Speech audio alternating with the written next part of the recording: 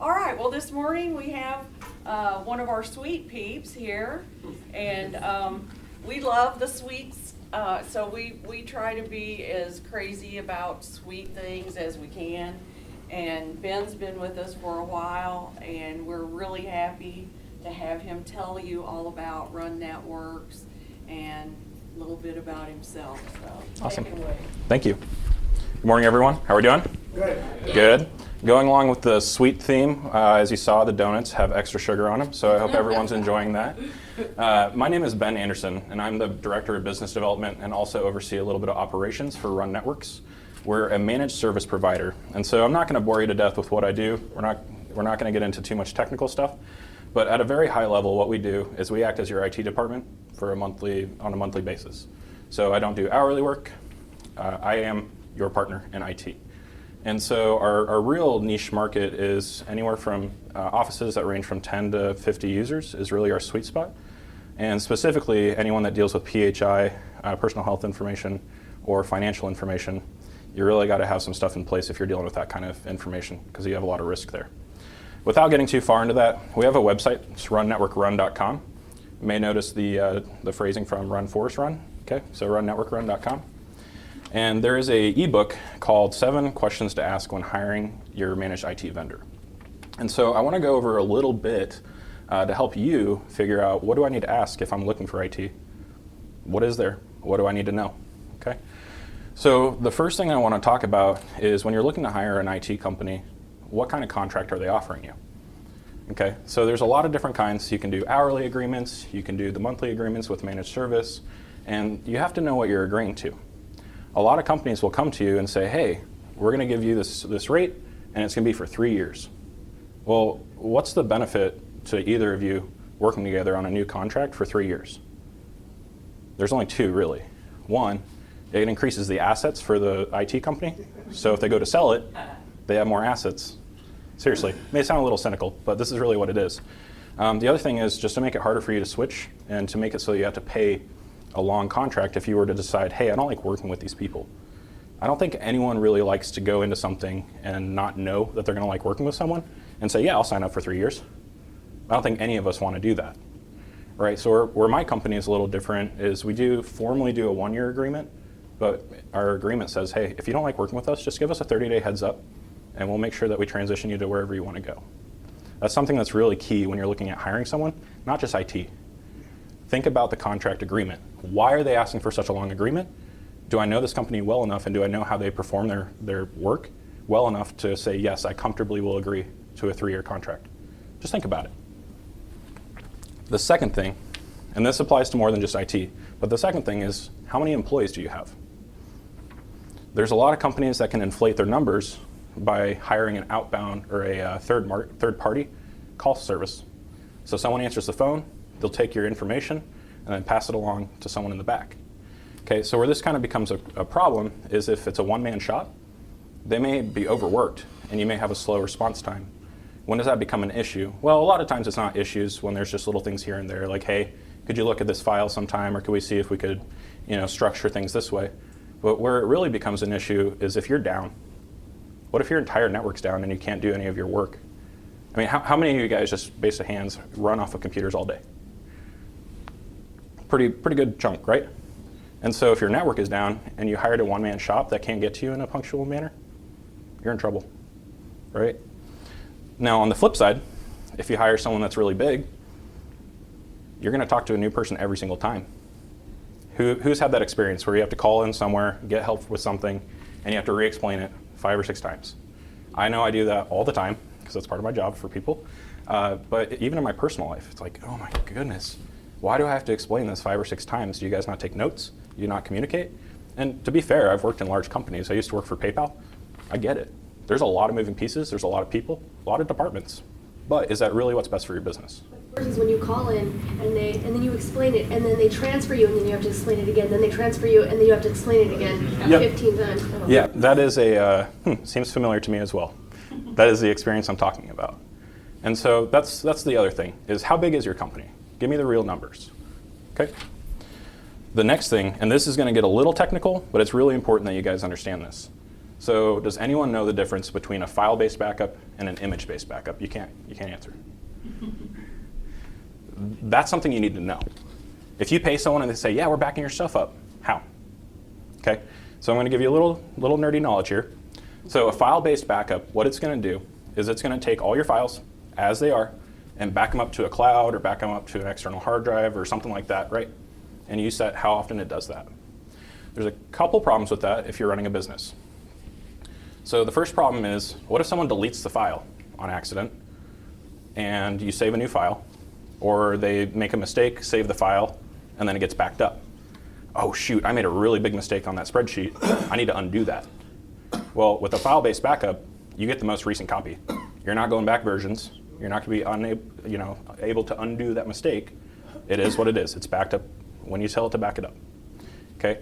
So an image-based backup, there's a handful of benefits to it. One, it captures the entire machine, whether that's a server, generally it's servers, or whether it's your computer. And so what that means is it's not just going to take just your files. It's going to take your printer configurations. It's going to take your operating system. It's going to take every single piece of that computer byte for byte and save it somewhere. The second piece of it is there's rotation and different retention policies, meaning we can back stuff up a couple times a day and still get to it for a couple months. So let's say, oh shoot, Sherry over in accounting forgot to do this, or moved a file, or something like that. I need to get that file from March.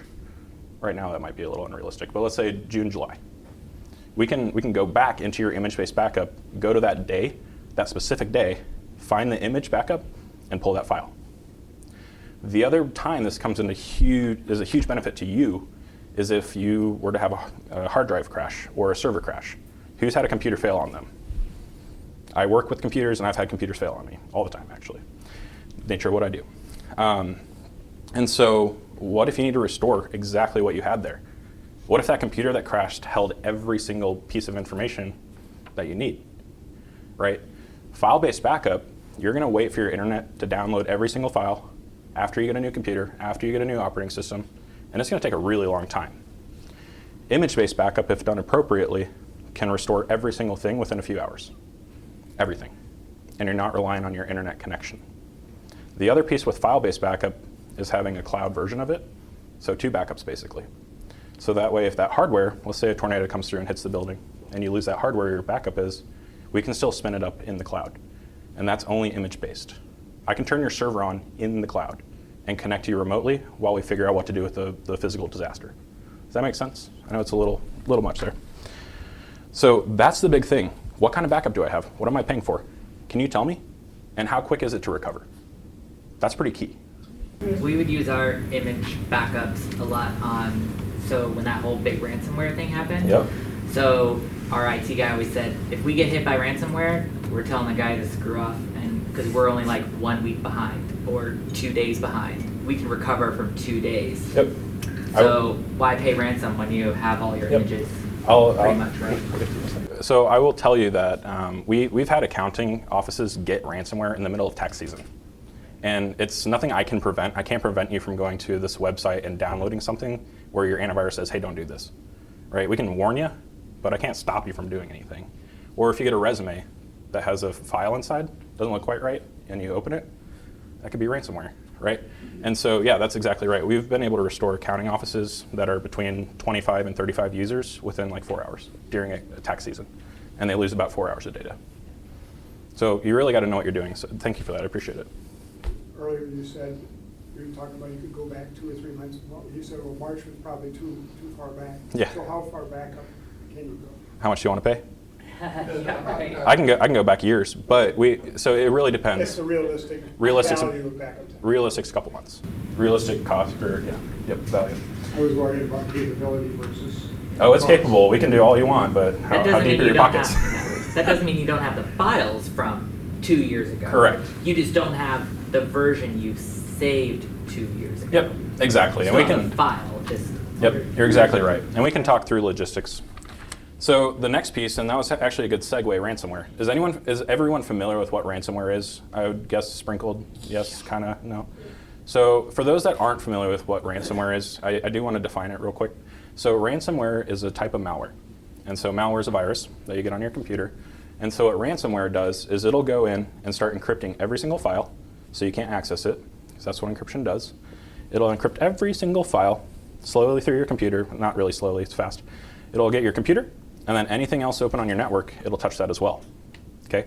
So that includes servers, other computers, your peers. So if one of your peers gets a virus, you're potentially at risk. And that can affect your local backup if it's not done correctly. Okay? So what it'll do when you open one of those files is it'll say, hey, send me 50 Bitcoins, which is a lot of money right now, but send me X amount of Bitcoins, and I'll decrypt all your files. There's two problems with that. One, how do you trust that they're actually going to remove that malware from your system? And what else is it doing besides just encrypting your files? Who knows? The second problem is, who's going to pay with Bitcoins? Who's ever tried to use Bitcoins? It is not easy, and it's shady. It's shady to send Bitcoins to someone and expect that you're going to get a service in return, right? That is where file-based backup comes in place. We do not try to get it off there. You are not going to ever find every single bit and dropping of that malware. You have to restore from your backup to truly know it's not there. So, yep. I heard these places make a lot of money because they don't charge you a lot for the ransom, but $25 times 10,000 people, they can make a lot of money that way. Yeah, and then just re-enable it in a month. Right. Yeah, that's the whole point. Yep, exactly. And some of them will. Some of them, I've seen them for $30,000 to $50,000. I mean, it depends on who targeted you, right? And so that kind of translates over to, well, what do we need to make sure my technology company is providing at a computer level to prevent that? And so antivirus is critical, right? But not just any antivirus. If your company is using Avast or AVG free, the free versions, you probably want to ask them, am I really paying for this, or what's going on here? Is this really what's right for me? There's two different things to look for with antivirus. You want something that has definition-based, it's okay. And then you want a key component called behavioral-based monitoring. Behavioral-based monitoring with your antivirus looks for software that's encrypting all your files. So it should catch ransomware a lot, at a higher percentage than any other type of antivirus. And without getting into the details, it's basically because definitions are behind. The definitions don't catch up, and so you need something that actively monitors behavior to tell what's going on in real time. Is that costly? Behavioral based? Yeah. Not necessarily. A lot of For Huntsman. No, not really. I mean, it's pretty comparable to just regular antivirus. What is the name of it? We use Trend Micro, worry-free business solutions, that has a behavioral piece to it. You have to know how to configure it, and you have to know how to say, hey, these encrypting programs are okay. Because some of your stuff will encrypt files, and it's legitimate. But that's why the technology company needs to be able to know how to implement that correctly. Yep. So that's antivirus. Just make sure you know what you're paying for, and make sure it has some of the nice key components to make sure that today's viruses are being prevented. Okay? Thank you. You bet. The next thing, if you're paying for something, don't you want to know what's going on? Probably, right? A lot of people won't give you reports. You won't see what's going on. You pay these guys to do the computer stuff, and they do the computer stuff. And that's all I know. Well, we send out weekly reports, and it's important that you get reporting. If you're paying someone to act as your IT department, you as the business owner, or you as the operations person, needs to understand what it is that's going on and what you're paying for.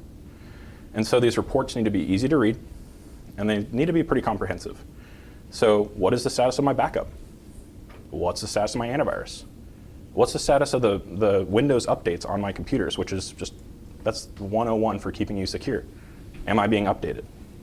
You need to be able to know that you're getting information for what services they're providing, and you need to be able to read it. That's key. Now, some of it you'll probably have to sit down and ask, what is this? Can you define this to me? Can you explain this to me? But a lot of it should be pretty straightforward. Backup, good, sweet. Cloud, good, sweet. These are the people that create tickets. These are the type of tickets that we're making. That helps you understand if there's opportunities for education, right? If someone keeps calling in to reset a password, maybe we should get a password keeper, or maybe that person has something going on, right? It just gives you data on what's going on in your technology, so you don't have to deal with the day-to-day stuff, but you still have an idea what's going on. Make sense? Now, going back to the last thing, or one of the first things, was, do you outsource your help desk? And there's a couple of problems with this. So outsourcing your help desk can be really good. You know, you get people to answer 24/7. They're nice, friendly. You know, it's always great when someone answers the phone, right? Instead of leaving a voicemail. You know, and I hate that. But at the same time, do you really want the I'm going to take some notes and transfer it over, and then I'm going to have to re-explain it when the technician calls me? When is the technician going to call me? The help desk person can't tell me because they don't know what's going on in the business. They just answered phone calls, right? So that's part of the problem. The other problem is it can make you look bigger than you are, and so you don't know what you're paying for. And so that's something I always ask. What does your third-party answering system do for you? And what is their involvement in your business? Do they know what's going on? Do they know your clients? Or do they simply just answer the phone and send over notes? It's really key. You got to understand what's going on there from an operational standpoint with your company. Okay? So the last question you need to ask, kind of based on some of this information, and you can download the ebook on runnetworkrun.com. It has more questions to ask your vendors. But the biggest one is, after you go through all these, do you trust your IT vendor? That's key. If you don't understand computers, if you don't understand how networking works, you have to trust the person you're paying. And they have access to a lot of your information, a lot of it. And that's the last thing I'll say, is you need to make sure you trust your IT vendor. If you don't, it might be a good option to look around. Okay. With that, do we have time for questions? Yes, we do. All right. We have some questions. How did Run Networks, how did you guys get started? Yeah, so Brandon is the owner. I work directly with Brandon. We oversee the operations piece. And so Brandon actually started, he worked for another managed service provider for, I want to say 20 or 30 years. And he saw an opportunity for just better service. You know, IT companies are generally really good. They're really good at answering the phone. They're really good at fixing the problem, but they're not really great at being a partner. You may know IT guys don't communicate the best, right? And so going out and talking to people and clients, scary. And so Brandon's like, I can do both. I'm going to go make sure I'm a good partner for people, but also provide the good service. And so he's like, how do I do that? How do I do that? I only have so much time in the day. And so our business is actually built a lot around automation. We have a tool called Kaseya that we use, and we have a ton of custom scripts that look for everything. Is your hard drive full? Do we have a virus alerting? What's going on? And then we work the tickets that come in from automation and from our clients. So it helps us balance our time between doing some of the work and getting out and talking with some of our clients and figuring out budgeting needs. What technology is on the horizon that's going to help your business? What do we need to do in the next couple of years because your server's getting old? Those sorts of things. So that's where it kind of differs. But started in a basement at his house and kind of grew from there. Do you have somebody then who double checks your scripts to make sure they're all functioning properly and who? It's a hard question to answer. Yes and no.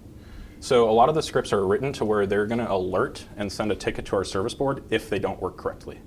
So we kind of make them self-check themselves. We spent 8 years developing these scripts and going in and making sure that they're working. And we found out, hey, maybe we should automate the check part of it instead of having to manually go back through and check everything. So we do get a lot of alerts when scripts stop working, whether it be like a version of Office updated and it's not looking for this piece anymore, something like that. It'll come back and say, hey, your script's not working, go check it out. So most of it's automated. A lot of detail, yeah, a lot, yes sir. As you're ramping up your business, what has been your biggest challenge? The biggest challenge, honestly, is getting the right people. The unemployment rate is extremely low. Technology is not cheap, so we make okay money, not huge margins. We use good tools, but the hardest thing is getting the right people in place. We want people that can talk to people. We want people that enjoy the communication. Yeah, exactly. Not jargon, not a bunch of technical stuff. But the hardest part really is who's the right fit. And can you, in a small business, you have to wear a couple of hats, right? You're not just technician. You're a little bit of sales. You're a little bit of technician.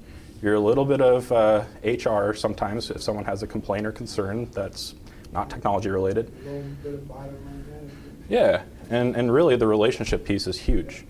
And so to find technicians that can talk to people and build relationships and actually enjoy what they do, because that's very transparent. That's hard. I guess part B of that is what's been your success rate in gaining clients? I'm sorry? Your best way of success rate in finding the right kind of clients. Yeah. I mean, that's part of it, is having the right people. Right. Yeah, you're absolutely right. Yes, ma'am. What does your marketing plan look like? Marketing plan? That's a good question. So we spent some money on SEO. We spent some money, search engine optimization. So we come up first in Google and that sort of thing. We spent money on mail campaigns. We spent money on a lot of things. And what we found was best is word of mouth right now.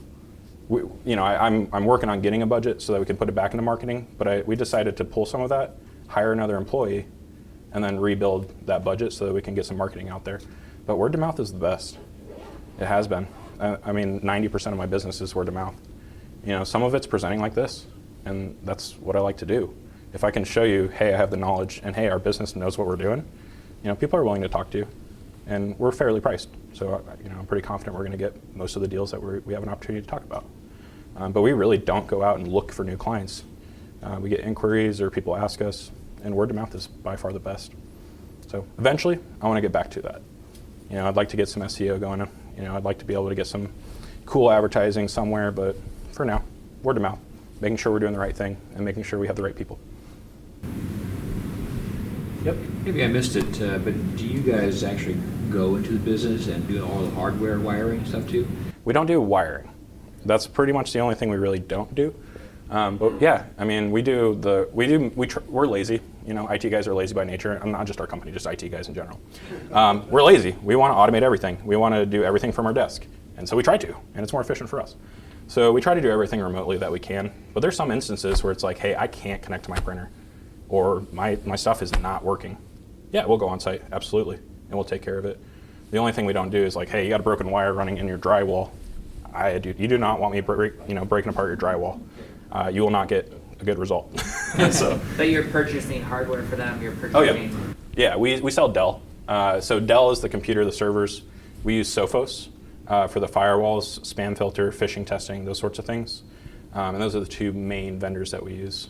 Netgear and Brocade are switches and that sort of thing as well. But yeah, we provide all that. Any other questions? Does Yes. my personal computer need some antivirus software? Do you connect to the internet? Mm-hmm. Probably. Yeah, it's in your best What were interest. the two that you mentioned? So, AEG free and. Don't do that. Right. No. Trend Micro is the company that we use. Sophos, I don't know if Sophos has a non-commercial line. Sophos is great stuff. It's called Intercept X and endpoint protection. I don't think it's for just consumer. But Trend Micro has a couple of great consumer products that have the behavioral based piece, and they're pretty cost effective. I want to say 3 computers is between $50 and $75 a year. Pretty cost effective. Yeah, not bad. Don't quote me on that, but it's something in that ballpark. Yes, sir? I just want to put some stuff into perspective for everybody. So the time to look at the MSPs is now, when things are good. If they're bad, it's too late. The average cost right now is depending on what size business, if you're talking small business under 100 or like under 25, it can range between like 9,000 to 50,000. And 64% of those go out of business once they get an attack. Yep. And so if you don't do it ahead of time, it's too late. That's right. So you got to put everything into perspective. Yep. It's sad when I get called out and someone's having a major issue and it's too late. And that happens a lot. Is, hey, can you clean this stuff up and then take over managing? Well, you're kind of in a pickle that you can't get out of. So no. And we have to break that news to people. Not I wouldn't say frequently, but it's more than I'd like to admit. It makes me nervous. And to your point, if you deal with certain information like PHI, or you're PCI compliant and you're not compliant, I mean, those fines for PHI range between, I think, $10,000 and $30,000 per instance of data breach. So what if you have 100,000 clients, or let's say just 1,000 clients, and every single one of their information got out? Most businesses that aren't making like $50 million a year are closing. I mean, that is a huge hit. I don't know if you guys heard, I think it was Touchstone Medical Imaging. Does anyone hear about that? Okay. So they do medical imaging, as you can imagine. And so here's what happened really, really quick, is they got a breach, or the FBI said, hey, this port on your firewall is open. The FBI told them that, and they're, oh, no, it's not. Okay. The FBI tells you something, you should probably listen. But they said, no, it's not. It's fine. So they ignored it. And I don't remember the exact detail, but data got out because they had a port open on their firewall. And there's like 3 or 4 things that happened, and their settlement for the fine ended up being $3.5 million. And that's the settlement. That's not the fine. I want to say it's closer to 9 million. And I mean, if you're dealing with 100, couple hundred, maybe 1,000 people's information, you have a tremendous amount of risk if you don't know if you're HIPAA compliant, or as a financial institution, if you don't know that you're compliant with your regulations. You have a lot of money on the table there, and people don't realize that. So I think the other thing with that, if you're not going through a commercial line, you're going to just like Best Buy or somewhere, say you were the one to buy a Lenovo, that one's in the news a lot, but they come with a lot of spam and a lot of ransomware, not ransomware, but they come with a lot of different malwares that are already leaking your stuff before you ever start. Think of antivirus. Yep. Yeah. Before antivirus or anything would ever catch it, it's already there. Do we have any other questions? Because I do want to talk on that a little bit, if that's okay. So what he's referring to is really it's consumer-grade computers versus commercial-grade computers. Does anyone know what the difference is besides you? So part of it's there's a ton of bloatware on there, advertisements that they sell, space on the computers, and some of the programs do feed back information on where you're going, what are you doing, what are you searching, and it feeds back to advertisements. I mean, people are selling your data the second you pick up that computer, and that's kind of concerning, right? So in commercial, you probably don't want to give out trade secrets. You probably don't want people taking your information and sending it to everyone else, right? And so buying a business class computer, like I said, we saw the Dells, Optiplex, Latitude, XPS, those. They don't come with bloatware. They just come with the operating system, the key, driver updaters and that sort of thing, but that's it. There's no junk on there really. The other component is if you get a commercial grade computer, they're made to be on 24/7, and they have a 3-year warranty generally, starting. Does anyone know what it is on a retail computer? 1 year. 1 year. Tons of bloatware, and the metals are much lower quality. It is not made to be on as much as a commercial grade computer. So besides yourselves, not that I wouldn't come talk to you. Yeah. Who else sells commercial grade computers? Dell and HP are some of the best vendors to get them. Lenovo does have a line of commercial grade computers, but we can get into that another time. I prefer HP or Dell. Okay. Yep. And so to put that in perspective, if you're buying retail computers, they're not made to be on as much as you're working. You're going to go through those a lot faster than you would a commercial grade computer. Commercial grade computers we expect to last between 5 and 7 years. And that's 40 hours a week using it all the time. If you get a residential or a consumer grade computer, you might get a couple years out of it, and then you have to rebuy it. So if you're spending $600 every couple years versus $1,200 on a commercial grade computer every 5 years, you're actually losing money over the long term, right? In most cases. I can't say that's every case, but in most cases, that's why, a couple of reasons why we recommend it. Yes, sir? You provide audits on, we have a business, well, we got 2 businesses, a nonprofit, one of which is e-commerce. Yep.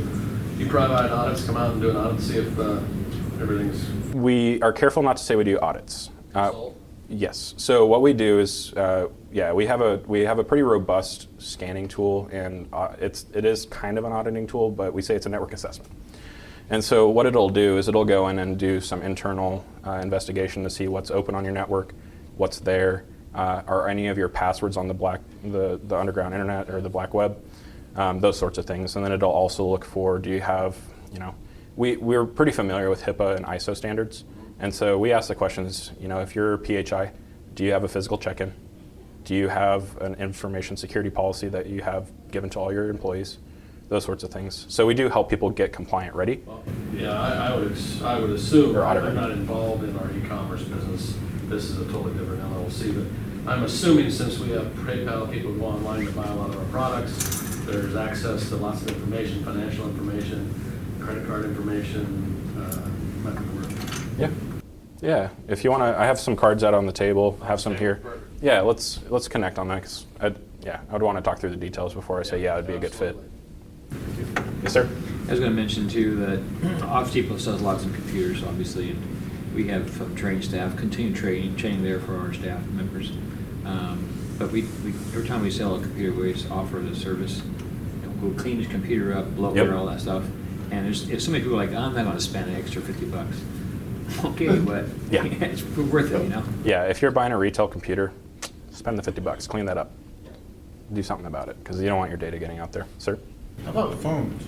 What about 'em? Well, do you recommend, Like cell phones, desk phones? yeah, cell phones? Cell phones? Protection. Depends what you're doing. So not just phones, but any electronic device where you have confidential information on should be encrypted. That's the other benefit of commercial computers is they support encryption. And so what encryption means is that you lock the hard drive down. So if I were to, or someone were to steal your laptop and take your hard drive out, plug it into theirs, they can't see anything without it's called a decryption key. So you're secure. So it depends what kind of data you're using. You need to make sure that you can encrypt your phone. That's the big thing. But we support Apple's Droids. I mean, you name it. Phones are pretty dynamic nowadays. They work with most systems. Any other questions, guys? Anything else? All right. All right. Thank you, guys. Thank you. I appreciate it. Very good.